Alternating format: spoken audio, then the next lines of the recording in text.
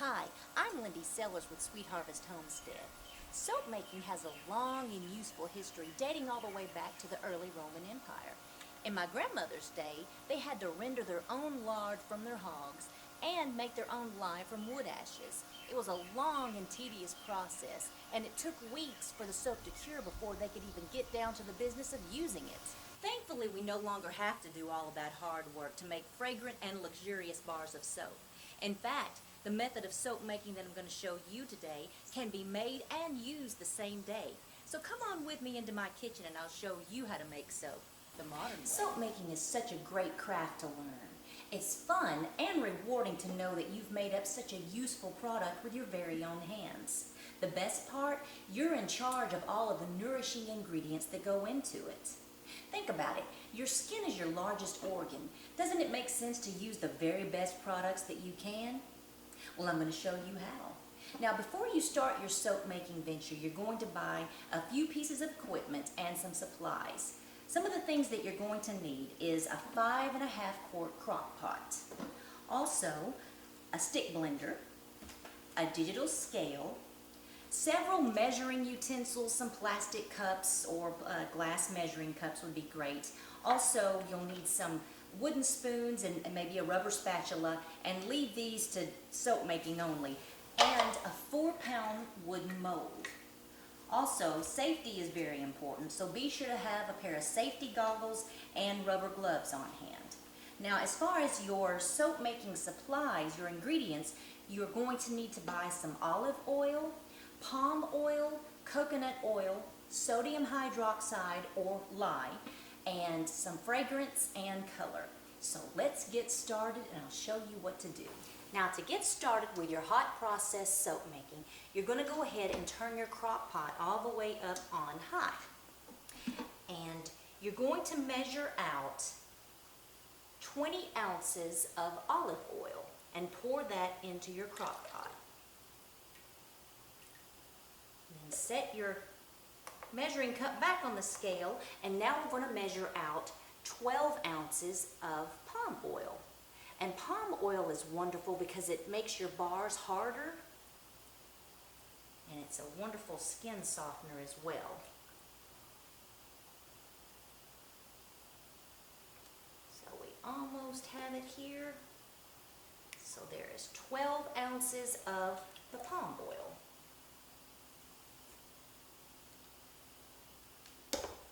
Be sure to tear out your digital scale again so that it measures back to 0 before you measure the rest of your ingredients. And we're going to use 10 ounces of coconut oil. And I know many of you have probably already heard all of the wonderful benefits of coconut oil. Coconut oil also makes the soap have a very nice lather. 10 ounces of the coconut oil. Let's see, just about have it. One more little bit. There we go. All right. So now we're going to add that to our mix. And we're going to put the lid on this and let these oils be melting down while we mix together our lye mixture. All right. Now, working with lye can be a little scary. So I want you to be very careful with this. When I first started making soap, I was scared to death of the lye. And there was just no way I was going to have that stuff in my house, especially around my little children. So the first couple of years that I made soap, I just used the melt and pour. But that just didn't seem right to me because I was still buying a ready-made product and then adding my own fragrances and color to it, but the product wasn't my own, so I didn't feel good about that. So I finally got brave, made sure that the babies were in the bed before I started, and I started using the lye in my soap, and I've been hooked ever since.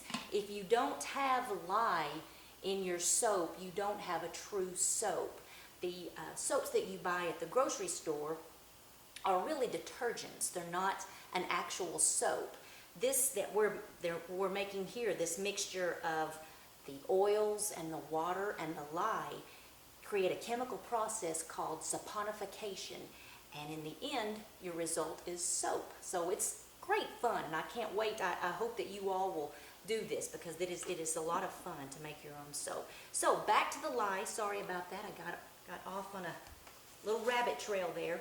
When you work with the lye, you definitely want to make sure that you use safety goggles and gloves, because if it gets on your skin, it does burn.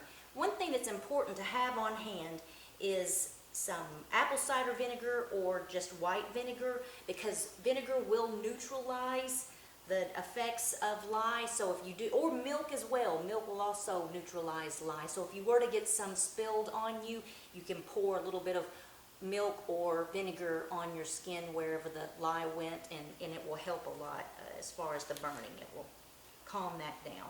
So I'm going to put in my container here 5.8 ounces of lye.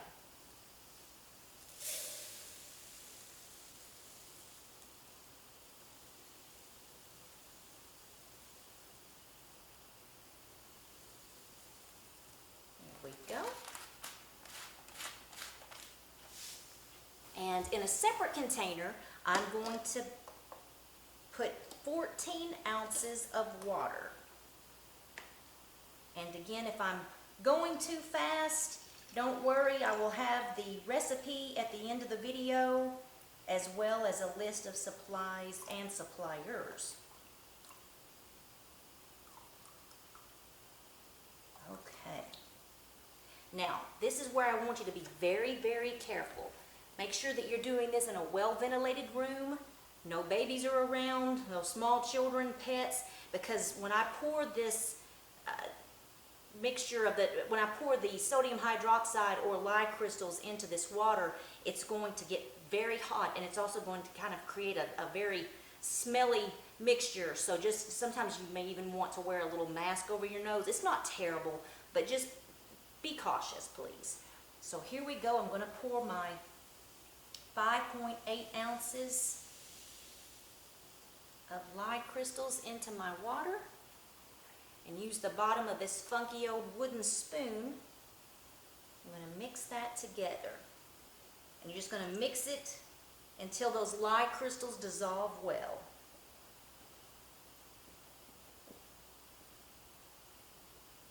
And I can see the steam off of this. I don't know if you can on the camera, but it is just extremely hot, so do be careful.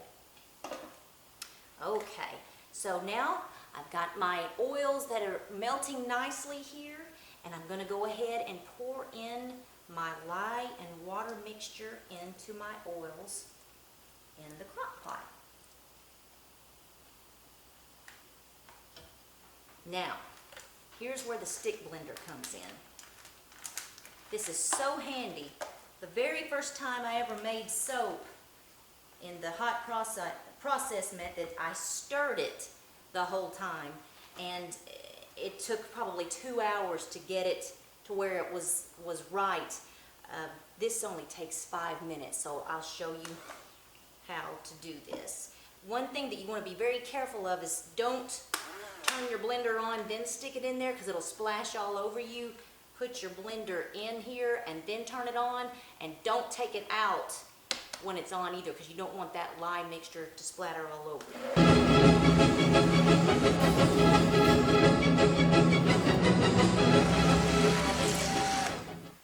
Okay, so I have been mixing this off and on for the last 3 minutes now, and it's starting to thicken up nicely. It's resembling a thick homemade vanilla pudding, and if you mix it around and kind of drizzle some of the soap on top of itself, you can, it sort of sits on top of the rest of the soap. I hope you can see that there. That's called trace, and that's what you want to bring your soap to, is a trace.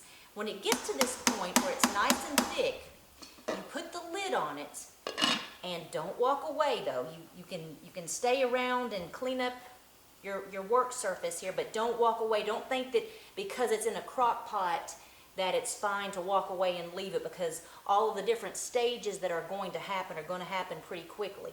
So check back, and in a few seconds I will show you the next few phases that happens with this soap.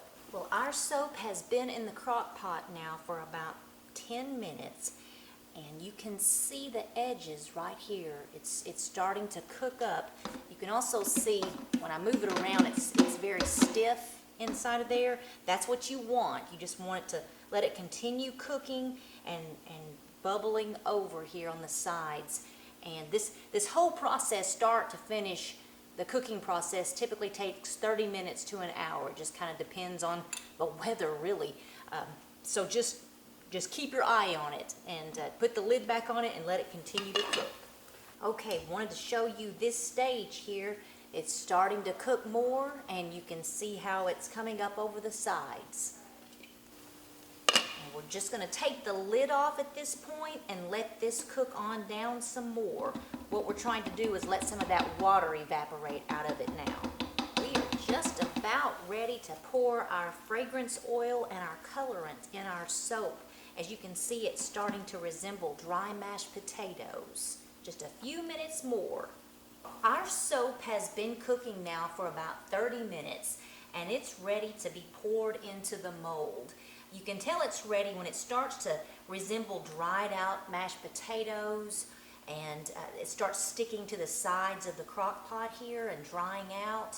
Also, if you take just a little bit of it and put it down on maybe a cold plate, it'll harden pretty quickly, and then you can take that little piece and wash with it, and it'll bubble up really nicely, and then you'll know that the soap is ready to pour into the mold. Now, before I pour my soap into the mold, I like to do something called super fatting, and what that is that's just adding an extra butter to the soap, and that will give it some extra softening qualities. And I have cocoa butter here, which also gives it a wonderful fragrance. This is about 1.5 ounces of cocoa butter that I add to my 4 pounds of soap. Sometimes I use mango, sometimes shea, emu butter. There's just a whole world of wonderful butters out there that just give your soap an extra softening qualities, and it just makes it smell great too.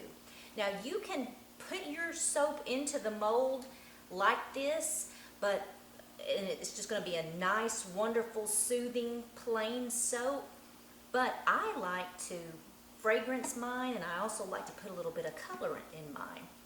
So for 4 pounds of soap, like what you see here, I use 2 ounces of fragrance oil, and I have a cantaloupe fragrance oil, which is one of my very favorites.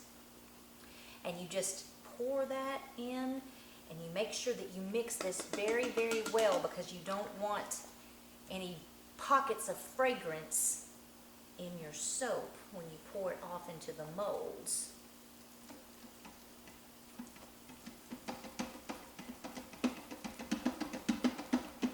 Just give that a really good stir. I wish we had smell-o-vision, because this is just heavenly. One of my very favorite fragrances.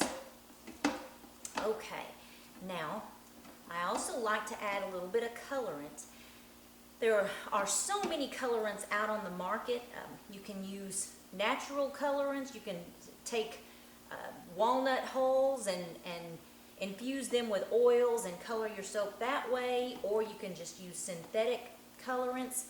That's what I'm going to be using today, as a synthetic colorant. This is a gel color, and it's from the chemistry store. They're some of my favorite colors, and I like to have a marbled look in my soap.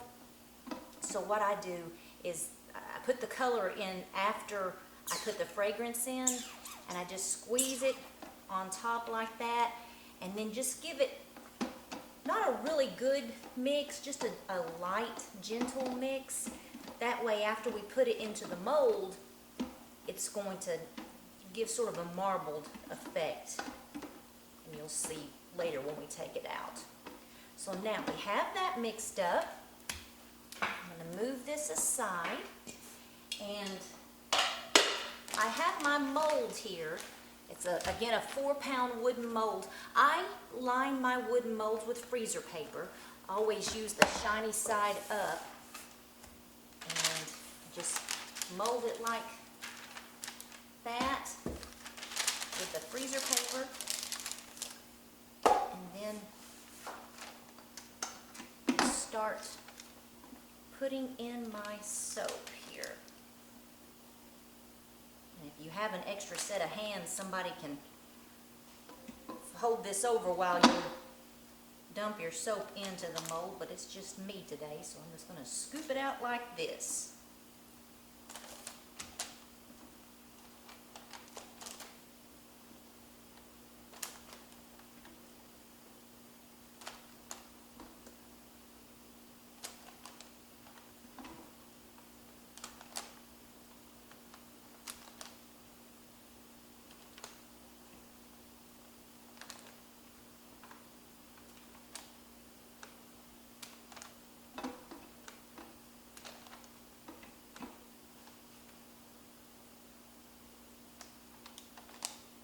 Okay, now we have all of our soap nicely in our mold here, and I'm just going to take the sides of the freezer paper and fold it over, and then kind of give it a couple of good pounces on the countertop to let all the air bubbles settle down.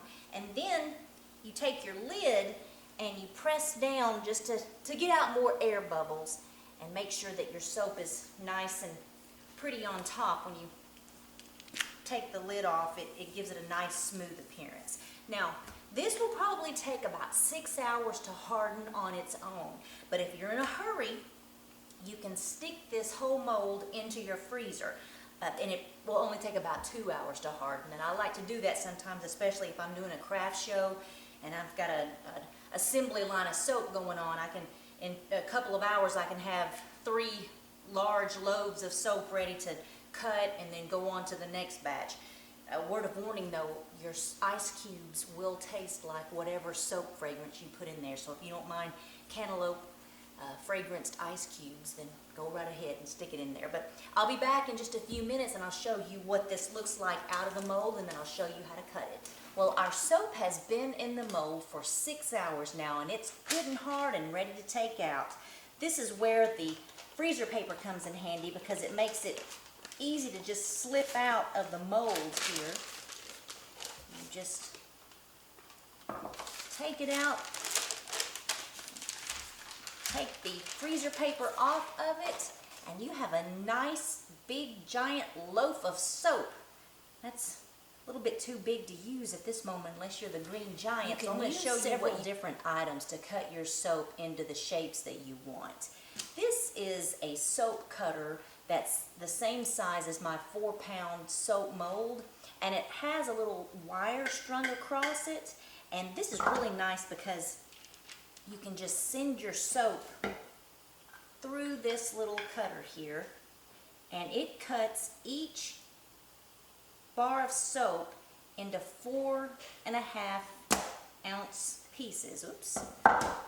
And you've got nice even bars of soap every time with that little device, and I love that. But you can also, if you don't want to invest in something like that, there's no need, because you can just use a ruler and a pair of scissors and just go measure out 1-inch bars, make them nice and even that way. You can also use this nice little scraper to cut your soap like that. And this tool is really nice. I think this came from the Pampered Chef. It's a crinkle cutting tool, but if you don't like the way the tops of your soaps look, sometimes they get kind of wrinkly and not very attractive looking, you can cut the tops of them off and you have a nice little crinkle cut there. Or you can just measure your soap and cut all the way down with this little crinkle cutter, and it gives a beautiful, nice little crinkled effect on your soap. So I think that's really pretty too. One other thing that's just something extra and neat to have if you want, these aren't terribly expensive. This is a soap stamp, and this came from Milky Way molds. My goodness, probably 10 years ago. I'm pretty sure they're still in business, but this has a little sun on it, and you can have them custom made now to have your own business logo on there or your name, and you just you put this down on your bar of soap, And then take, probably need to use a rubber mallet instead of a big old hammer like this, but this is all I had. But just gently tap on it there, and then you have that beautiful little sun in your soap. So that just kind of makes it nice. Now, as far as packaging, you can do whatever you want with packaging. You can buy scrapbooking paper that matches your soap, and you can cut it out to size and make little cigar band labels. You can buy fancy boxes and print out labels with your company name if you want to sell them. This is a great way to sell them at the farmer's market or at craft fairs. Also, I have a friend who crochets washcloths, and I buy them from her, and then I just keep these around because who wouldn't love to receive a gift like this? Handmade soap and a hand crocheted washcloth, and this 100% cotton cloth works wonderful too. So this is just a great gift, and if you make enough soap and you keep it around your house a lot, you always have a great gift on hand to give away. I want you to succeed at your soap making venture. I know you can do it. If you have any questions, please feel free to email me at my website. You can get in touch with me at www.sweetharvesthomestead.com. Click on the email me link, and I will be glad to troubleshoot with you and help you through the process. It's nice to have a mentor to to help you along your way in the beginning, but I know you can do it, and I'm going to be so proud of you when you show me those bars of soap that you make. So thank you so very much for buying this DVD, and the best of luck to you. I know you can do it.